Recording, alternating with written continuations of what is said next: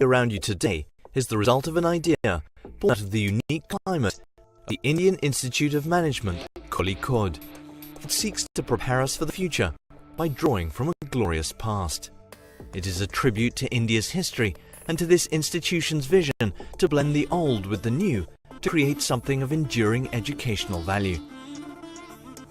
On 19th August 2011, the Indian Business Museum's concept was unveiled by the Honourable Chief Minister, Government of Kerala, Shri Oomen Chandy.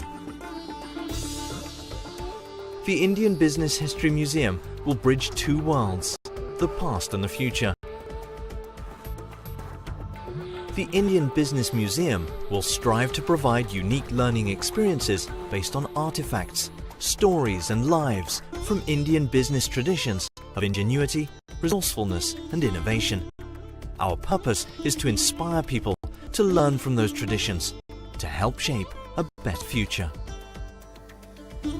There will be 3 phases to the construction of the museum.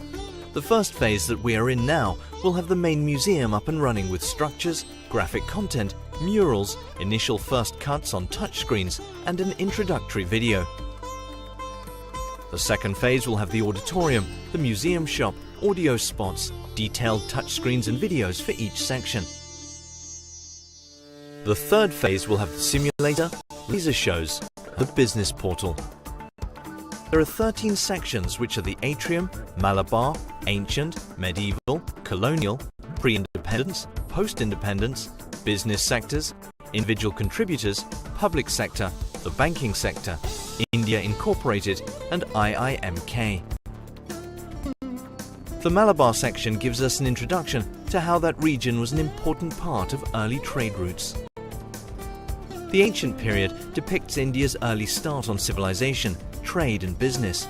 In the conventional narrative, Indian history begins with the birth of the Indus Valley civilization, in such sites as Mohenjo-Daro, Harappa and Lothal, followed by the coming of the Aryans. The medieval period displays the playground of various rulers who invaded India to divest it of its riches and artistry, but eventually added to India's diversity and cultural wealth. Islam first came to India in the 8th century, and by the 11th century had firmly established itself in India as a political force. The North Indian dynasties of the Lodis, Tughlaqs, and numerous others, whose remains are visible in Delhi and scattered elsewhere around northern India, were finally succeeded by the Mughal Empire, under which India once again achieved a large measure of political and economic unity and a resurgence in trade and global status. The colonial period highlights the various foreigners who colonized portions of India to further their trading interests in the region. The European presence in India dates back to the 16th century, and it is in the very early part of the 18th century that the Mughal Empire began to disintegrate, paving the way for regional states. In the ensuing contest for supremacy, the English emerged victorious, their emergence marked by historic conquests at the battlefields of Plassey and Buxar. The Sepoy Rebellion of 1857-58, which sought to restore Indian supremacy, was crushed, and with the subsequent crowning of Queen Victoria as Empress of India, the incorporation of India into the British Empire was complete. The pre-independent era saw us rebelling against colonial rule and begin the indigenous manufacturing of various end products. By the early part of the 20th century, a nationalist movement had emerged, and by 1919 to 1920, Mahatma Gandhi emerged as, if not the virtually undisputed leader of this movement, certainly its most well-known and formidable architect. Successive campaigns had the effect of driving the British out of India in 1947, but not before they had partitioned it and carved out the Muslim-majority state of Pakistan. The post-independent era saw a huge spurt of growth in all sectors of the economy. The business sector highlights significant achievements in all major sectors of the Indian economy. The individual contributor section is where we pay homage to numerous visionaries of the past, who have left ever-growing legacies of their work and shaped our nation's trajectory.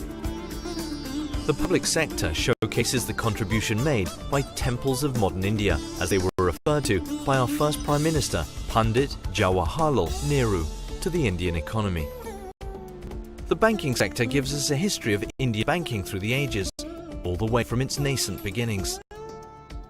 India Incorporated showcases corporate India's achievements in making India a potential global economic power. The IIMK section takes a look at this institution's growth, contributions, and its future aspiration of globalizing Indian thought.